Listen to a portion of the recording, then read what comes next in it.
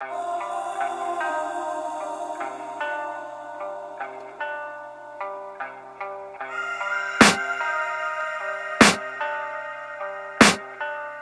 can hear the demons call when they do what they do. And now I feel like taking off, find a place with a view. The pain is never gonna stop if it's controlling you. I know that time can heal it all, I just gotta get through. I just gotta get through, I just gotta get through. Cause I feel like taking off, find a... Magandang araw sa lahat, may adlaw sa tanan, ug maradyo na adlaw sa ijo na horot mga kainday, mga kadudong dihaa. So ngayon, dumating na po tong parcel natin. Galing po ng Iloilo, galing kay Pamela Bizarra po. Hello, madiscarding nga, Ilongga yun. Kalimutan ko na naman eh. So unbox po natin tong pinadala niya sa akin. More on Mayana po to. Pinag-shopping niya ako, inikot niya ako dun sa Mayanaan niya, tapos pinapili niya ako ng mga Mayana. Ako na lang po yung sumuko sa dami ng Mayana. Nahiya na ako eh. Next time naman. Inunti-untiin lang, no? So, ang alam niyo, ang sarap mag-unbox ng ng regalo. Pag galing sa puso. Ayan. Thank you, Madiscarding Ilongga. Support niyo na po yung YouTube channel niya. Visit niyo po. Ang dami niya magagandang Mayana. Lalo sa mga Mayana lover po dyan. Wala, di ko na alam ano ba't hindi nagagawa ko. Alam niyo, inabot po to siya ng ilang araw ba? Kasi hinulog niya Sabado. Sabado, Linggo, Lunes, Martes, Miyerkules, Huwebes, Biyernes po ngayon. 6 days. First time ko po tumanggap. Ito na po yung pinakamalayong parcel na dumating sa akin. Galing ng Iloilo. So sa hindi nakakaalam, Iloilo.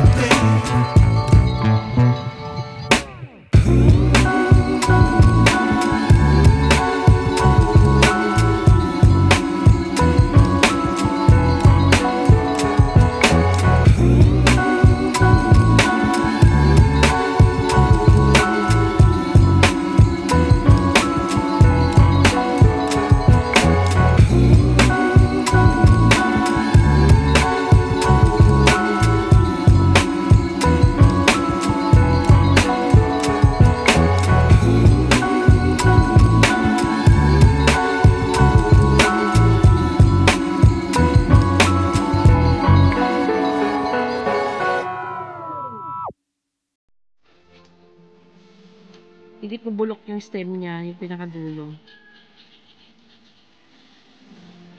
Ayan, hindi po bulok po. Hindi siya bulok. Ayan yung ano niya. Yan yung magiging dahon niya.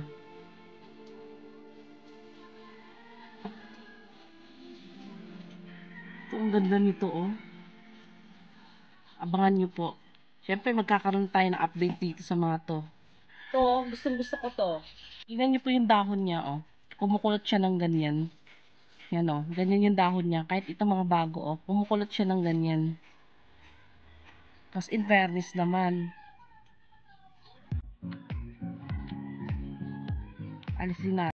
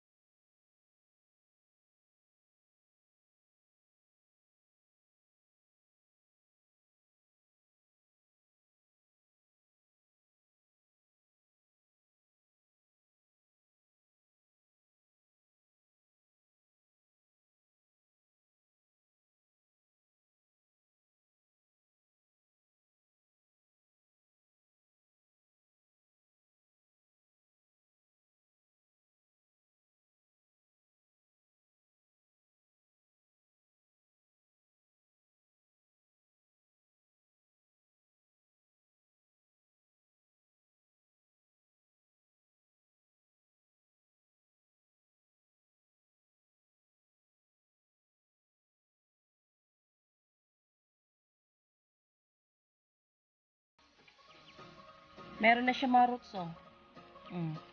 May roots na. Ganda nito, oh. Ito naman, mag-aano pa naman kulay nito, eh. Lalabas pa yung kulay nito.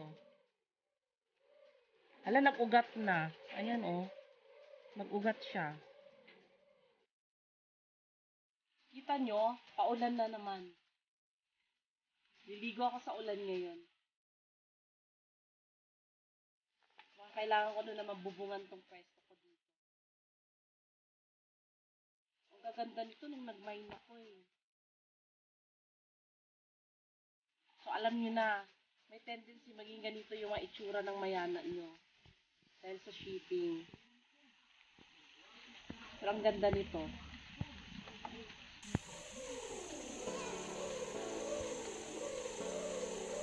I-revive po natin to.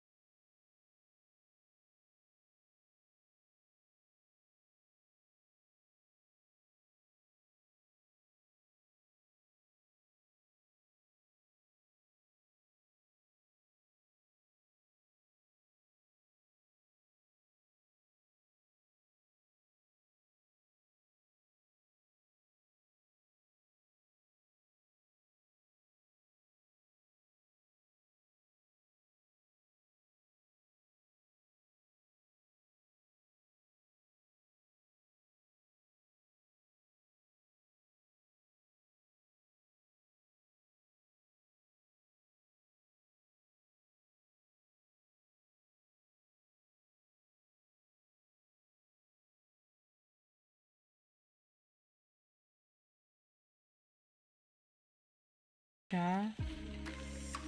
Ang ganda niya, oh. Nagkaroon ng aerial roots, oh. Nagkaroon siya ng aerial roots.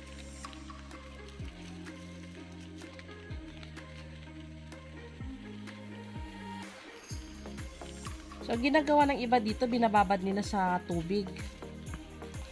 So, try natin. Ito gusto ko, oh. Kala mo, avatar ata to eh. Tanong ko. Yan, may pasobra pa, oh, galing sa dahon.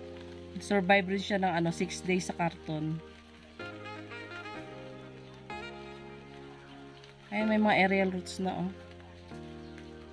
Yan, mga ugat-ugat. So, ito. Ayan, oh, ang ganda nito ng kinat.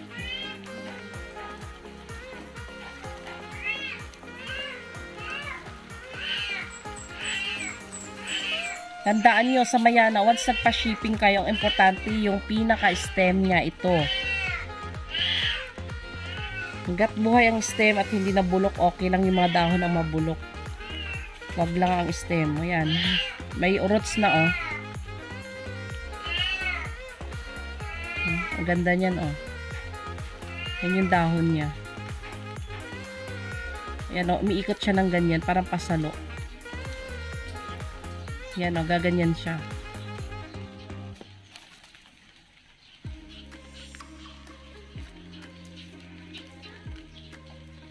Alisin lang po natin yung mga pating na bubulok. Ito may apid, ano ba to? Milibag. Yan, may milibag.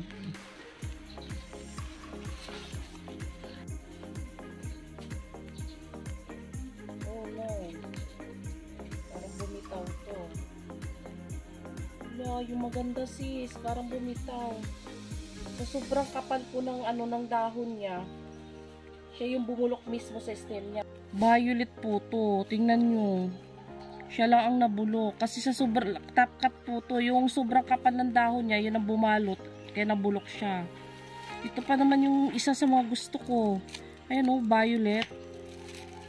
Kailangan pala, once na shipping, hanggat maaari, alisan na lang po ng dahon. Kasi kung napapansin nyo, nabubulok yung dahon, yun ang hawa sa pinaka-stem. Lalo pag malayuan yung shipping. So, at least sa vlog ko na ito, magkakaroon ng idea yung mga seller na hanggat maaari, alisin na lang yung mga malalaking dahon sa katawan. Sayang to, oh. Gusto ko to violet, oh. Top cut po yan. Sobrang lalaki ng dahon. Nasira yung dahon.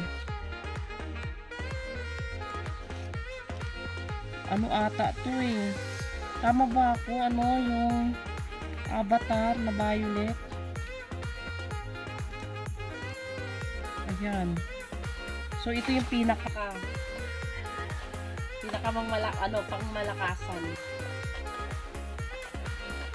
From Iloilo, kalain nyo. Takot kasi ako namang halaman, malayuan eh. Ay. Ano to? Avatar po to.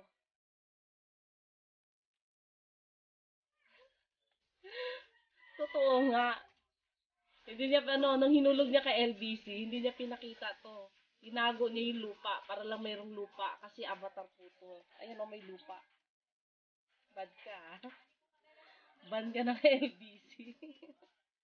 Avatar po to. Papakita ko na lang po sa inyo. Antayin niyo po yung magiging dahon nito. Kaya special yung pagkabalot. Ayan. May palupa si Mayor. Salamat madiskarting Ilongga. Ayan. Mga avatar po to.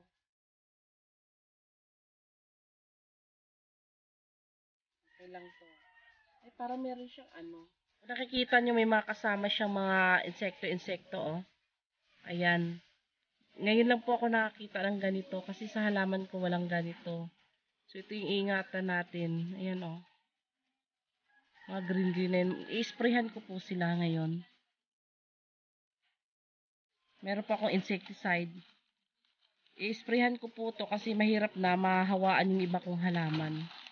Hanggat maaari, agapan ko na. Tapos nung mga pinagtatanggal kong tawag nito, mga dahon, ilalayo ko na po yan. Ilalagay ko na po yan doon sa labasan para pag may kumuha ng basura, kasama na yan. Iingat lang po tayo kasi may mga halaman po ako dito. So, i-sprayhan ko to.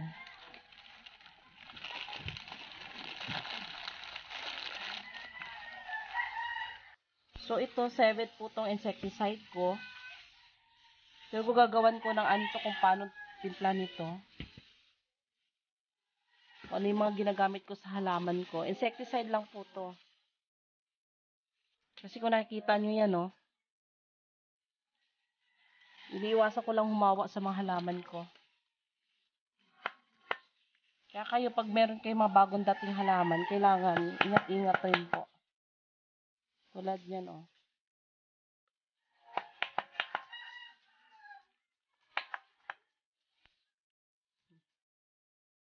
So, na-sprayhan na natin siya. Ang gagawin ko, kahit kalahating oras lang i-ano ko siya. Babad ko lang sa tubig. Kahit kalahating oras lang. Yan, oh. Avatar. Sayang to. Sana mabuhay ko to, oh.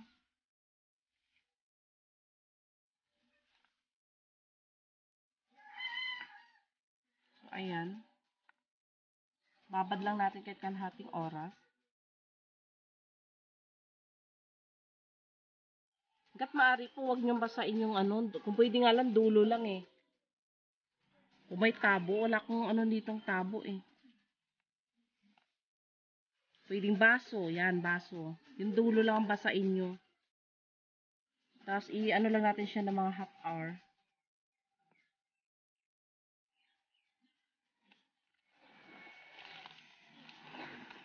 Ito, rotted na po to. Kahit erekta na natin to sa lupa para makarecover. Ayan o, may roots na. Avatar rin po to. So, half hour. So, meron ako ditong maduming paso. Hinahagilap ko to. Nabili ko lang to ng 35 pesos. Nakatambak lang din sa likod. Pwede na po to. Kung meron naman kayo maraming paso, pwede nyo pong isa-isa eh, kung gusto nyo. Eh ako, pagsamahin ko lang siya. So, yung mixture ng lupa ko, eto, meron siya po kupit, carbonized rice hull. Rice hull, itong ipa na to, rice hull lang po yan. Tapos, garden soil. Meron na rin pong dumi ng baka to. Cow manure.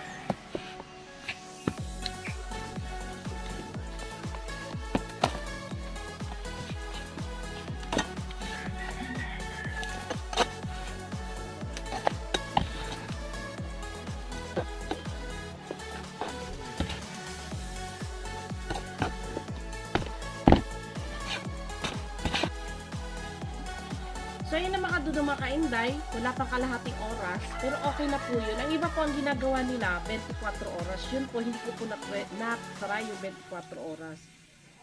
So, meron po siyang mga alaga. Mga alaga ito pa, oh. Hindi ko pala nakita kanina. Hindi ko nakita, may uod po siya. Hindi ko na alam na saan yung uod. Baka lumipat na sa iba. So, putulin ko lang to. Alisin ko na rin yung mga dahon. Tira na lang akong dalawa.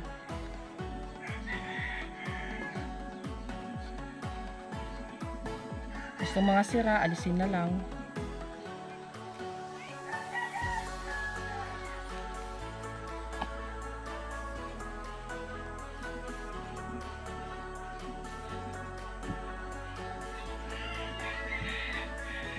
Yan, oh.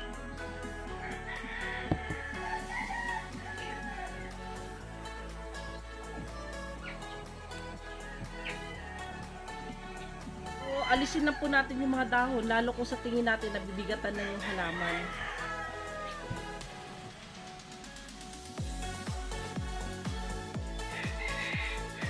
Tapos yung mga insekto, tinitingnan nyo po. Kasi hindi po maiwasan yan.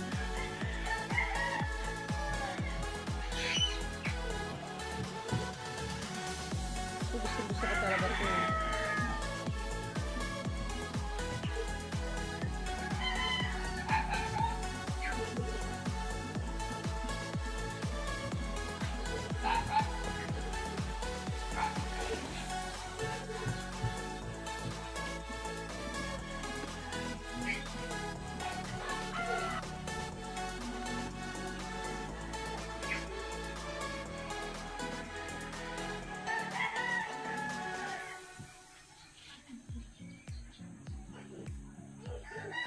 Tusok lang natin.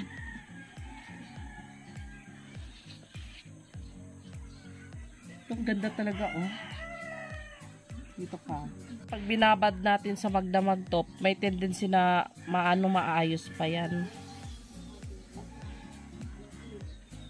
Magiging ano pa siya. Pero gusto ko i-rekta na siya sa lupa. Kanya-kanya pong paraan tayo. Ano nga nga, nirespeto ko yung paraan nila. Ito naman po yung paraan ko.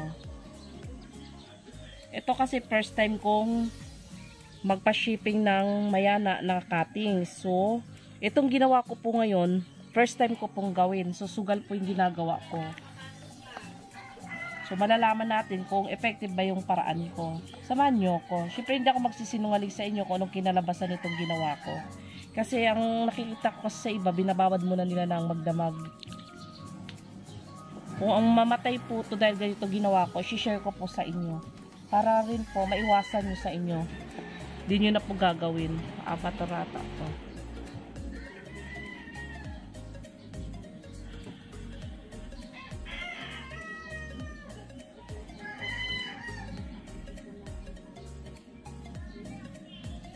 Ito, didiligan ko po to.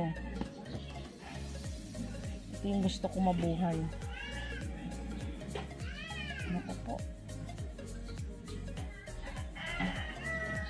Sana mabuhay to mga kadudong, mga kainday.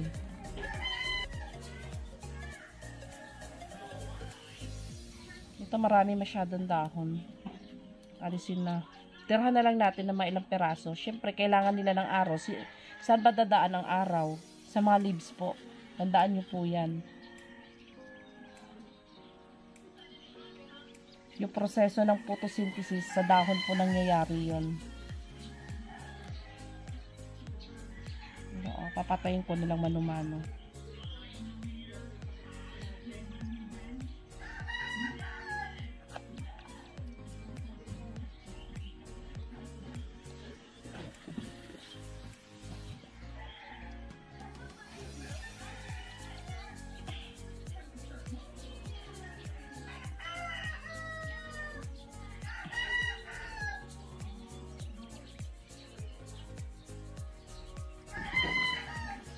Uminit na naman kanina, umulan, ngayon uminit.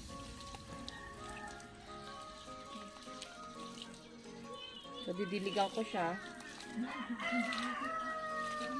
Ito bukas, hindi ko to didiligan bukas. Siguro sa mga next day ko na siya didiligan. Kasi iwasan natin mabulok. Basta yung mga dahon eh, wala ako nung pandilig na ano. Wala ako ng pandilig. Saan na ba yung pandilig ko na yun? Yung ano, pang ilalim lang. Para hindi mabasa itong mga dahon. Tingnan natin. Hanggat maaari, lupa lang babasain eh. Lupa lang babasain.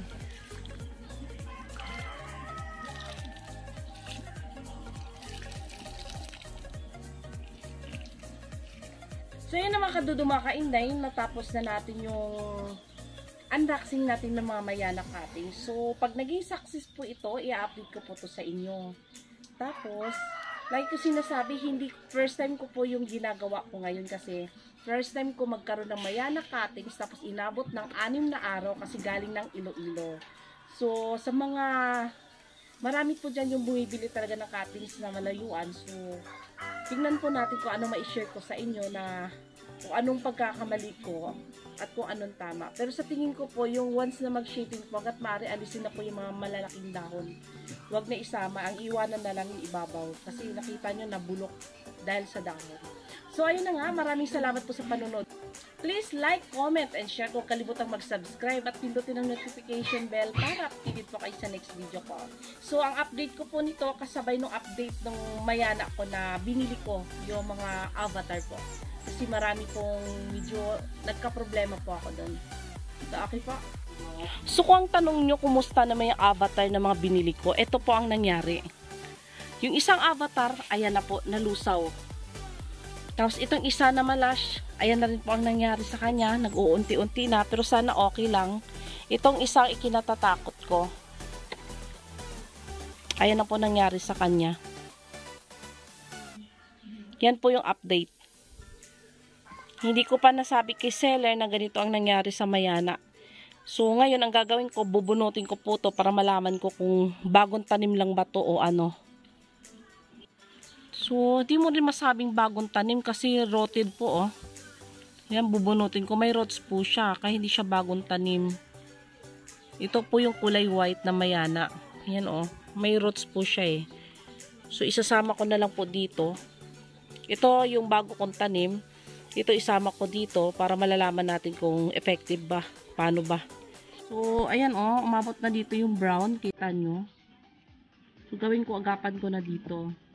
Tapos ito, nagro-root rot siya. Tingnan ko kung hanggang saan yung root rot niya. Try ko siyang putulin dito. Ayan yung root rot niya, umabot na dyan. Ito po, binili ko ng 350. Lisin natin yung mga na-root rot. Tapos try ko siyang i-ano dito, itanim. Ganyan nangyari sa 350. So, alam ko paano nangyari. Pag ako ganyan namatayan ako ng halaman, tapos buhay nung dumating sa akin, may roots naman po siya. Hindi ko na po inaano yung seller niyan. Ayoko na po mag-ingay. Wala rin naman po mangyayari pag aanuhin ko pa yung seller. Kasi buhay siya nang dumating sa akin, may roots naman. Tsaka alam ko maselan talaga tong avatar na to. Pag goodbye 350 na to. So, update ko na lang po kayo. So, ito na po yung update nila. Ayan na po yung mga cuttings natin. So, ito may nasirang isa. Tapos dito, ayan na siya. Ito, avatar. Pero yung mga maliliit na tinanim ko sa ilalim, wala po talaga na lusaw. Ito rin, lusaw rin, oh. Ganda pa naman ito. So, ayan na po yung update niya. So, someday, somewhere, pakita ko po sa inyo. Ito, ang ganda nito. Pakita ko po sa inyo. Next time, kung ano na maging itsura ng mga to. So, ayan na nga po. So, kukunin ko na yung pagkakataon na to. Magpapasalamat po ako kay Madiskarting Ilongga. Support nyo na po yung YouTube channel niya. Visit nyo na po. Salamat!